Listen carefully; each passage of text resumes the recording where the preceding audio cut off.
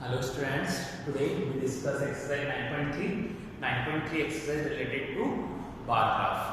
Bar graph क्या होता है? Bar graph represent the bars, horizontal bar या vertical bar. This is vertical bars.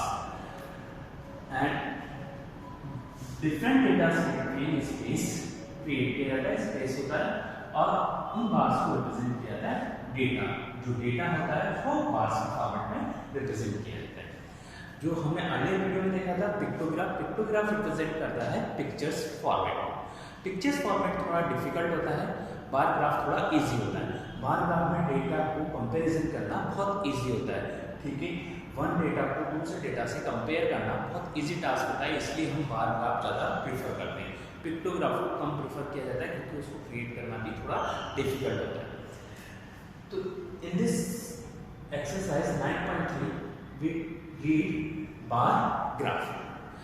Let's take first question. First question, the bar graph given alongside show the amount of the wheat purchased by the government during the year 1998-2002. This is bar graph. इस bar graph में आपको represent किया गया है कि government ने, ठीक है, ईच ईयर में कितना वीट प्रोडक्शंस परचेज किया है. ठीक है, गवर्नमेंट द्वारा क्या होता है कि वीट को परचेज किया जाता है ताकि है ना एक स्टॉक क्रिएट किया जाए. तो स्टॉक क्रिएट करने के लिए 1998 में 15 अब again I repeat 1 unit represent the 5000 ton. It means ये जो रिप्रेजेंट किया गया है 1 यूनिट वो रिप्रेजेंट कर रही है 5000 टन. तो इट मींस 1998 में कितना टन्स यूज किया है? 15000 टन्स. 1 यूनिट मींस होता है 1 सेंटीमीटर. आपने ग्राफ पेपर को देखा होगा 1 ब्लॉक होता है. ठीक है, ग्राफ पेपर पे 10 स्मॉल ब्लॉक मिलके लार्ज ब्लॉक बनाते हैं. लार्ज ब्लॉक होता है 1 सेंटीमीटर का. तो 1 सेंटीमीटर या हम उसको लिख सकते हैं 1 unit. 1 unit equals to 5000 ton. ये होता है स्केल. जब भी हम बार ग्राफ ड्रॉ करते हैं, बार ग्राफ में स्केल मस्ट है. आप स्केल जरूर लिखेंगे, जैसे कि हमने पिक्टोग्राफ में लिखा था सिंबल्स के लिए. One symbol use the 10 students या 10 एनिमल्स. ठीक है, तो जब भी आप बार ग्राफ बनाएंगे स्केल लिखेंगे. स्केल के मार्क्स होते हैं. अगर आप स्केल नहीं लिखते हैं तो उसके मार्क्स आपके रिडक्शन होते हैं. तो 1998 में आपने शो किया 15000 टन, 1999 में 25000 टन, 2000 में 20 ton and 2001 is also 20 ton and 2002 30 tons. The question is, read the bar graph, write down your observation in which year was the wheat production maximum. किस ईयर आपका wheat production maximum हुआ है? Maximum आपको find करना है. ठीक है, this is एक बार which year wheat production maximum. किस time wheat production maximum? This is wheat production. तो मैक्सिमम देखिए आपको which year 2002 में 30,000 टन्स. which year 2002 years.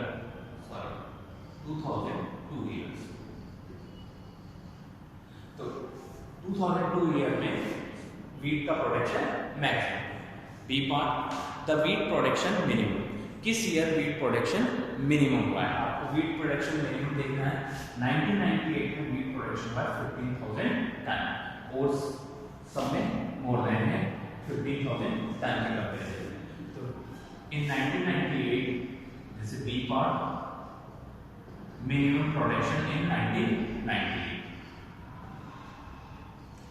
तो 1998 ईयर में वीट प्रोडक्शन मिनिमम है एंड 2002 ईयर में वीट प्रोडक्शन मैक्सिमम. मैक्सिमम का मतलब होता है सबसे ज्यादा बार, सबसे ऊंची बार ग्राफ आपको यही नजर आएगी 2002 ईयर में, और सबसे छोटी बार आपको नजर आएगी 1998. इस एक्सरसाइज में आपको डायरेक्टली बार ग्राफ गिवन है, उससे रिलेटेड कुछ क्वेश्चंस के आंसर देने हैं.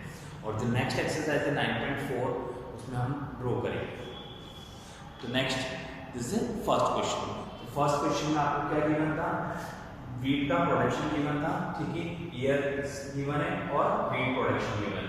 फर्स्ट आपको स्केल गिवन होता है. स्केल मींस होता है कि आप जब लार्ज प्रोडक्शन या लार्ज ईयर्स को स्मॉल पार्ट में शो करेंगे, लार्ज डेटा को स्मॉल पार्ट में शो करते हैं तो आपको एक स्केल लेना पड़ता है. क्योंकि लार्ज डेटा को आप ग्राफ पेपर पे तो शो कर नहीं सकते, ठीक है। अभी 5000 हम 5000 अगर 1 रिप्रेजेंट बाय 1 सिंबल्स करता है, 1 डेटा करता, तो 5000 लाइंस में को ड्रॉ करनी पड़ती है। 5000 डेटा को शो करने के लिए बहुत डिफिकल्ट काम था, इसलिए मैंने लार्ज डेटा को स्मॉल डेटा में कन्वर्ट किया। 1 यूनिट इक्वल्स टू 5000 टन। तो ये 1 सेंटीमीटर ये 1 यूनिट है, उसको हमने क्या करते हैं 5000 ton. This is 5000 ton.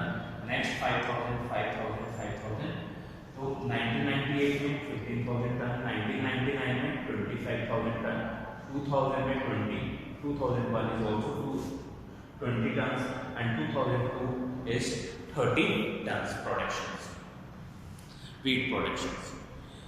Next question, question number 3, this same type of question.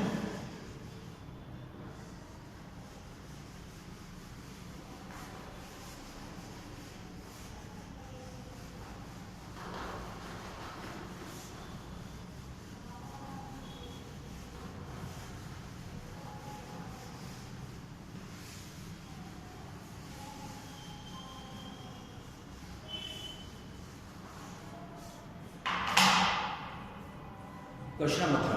Observe this bar graph which show the marks obtained by Aziz in the half-yearly examination in the different subjects. Answer the given questions. First of all, we draw the bar graph.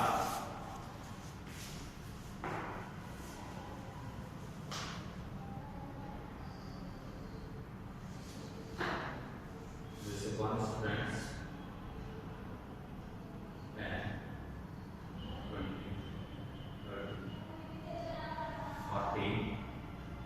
30, 40,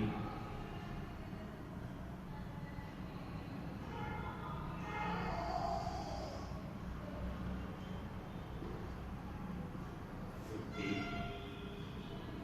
60, 70, 80, 90 and 100. This is marks.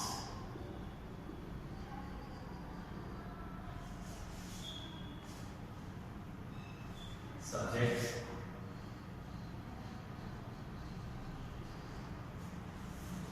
First Hindi subject 80 marks.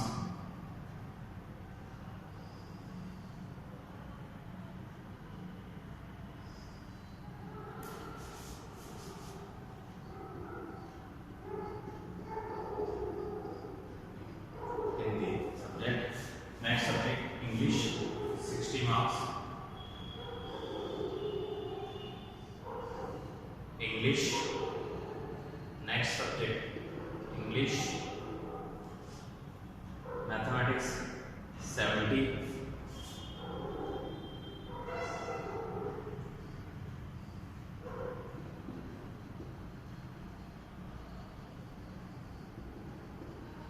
Mathematics. Science 50.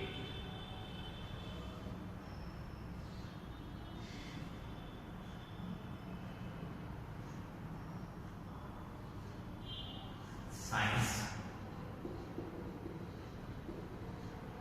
Next, social study. Social study 40 marks. SST 40 marks. SST 40 marks. 1 is unit length equals to 10 marks. 1 unit length equals to 10 marks. Marks and subject. Horizontal data, ये horizontal है, horizontal का हमने लिए subjects और verticals के लिए marks. 1 unit it means 1 centimeter equals to 10 marks. 10 marks आपके लिए 1 unit equals to 10 marks. First question, sorry, A part. Answer the given question. What information does the bar graph? इस bar graph से क्या informations मिल रही है? इस bar graph से मिल रही है कि जो स्टूडेंट है अजीज, उसने कितना स्कोर किया है, ठीक है। तो this bar graph show the Aziz marks. A part और A, this bar graph shown Aziz marks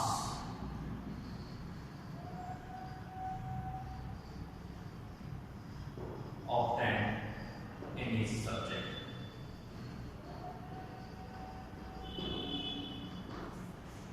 subjects. तो अजीज ने डिफरेंट सब्जेक्ट्स में कितने कितने मार्क्स ऑब्टेन किए हैं इस बार ग्राफ से आपको रिप्रेजेंट हो रहा है। Next B part, name the subject which Aziz scored maximum score. Maximum score कौन से सब्जेक्ट में क्या है आप देखेंगे, मैक्सिमम सबसे बड़ी बात है वो हिंदी सब्जेक्ट में शो हो रही है 80 मार्क्स की, ठीक है। बी पार्ट, मैक्सिमम स्कोर इसमें क्या है, हिंदी सब्जेक्ट है, इसमें मैक्सिमम स्कोर किया है। Next C part, name the subject which he has scored minimum score इसमें क्या है, सी पार्ट मिनिमम स्कोर।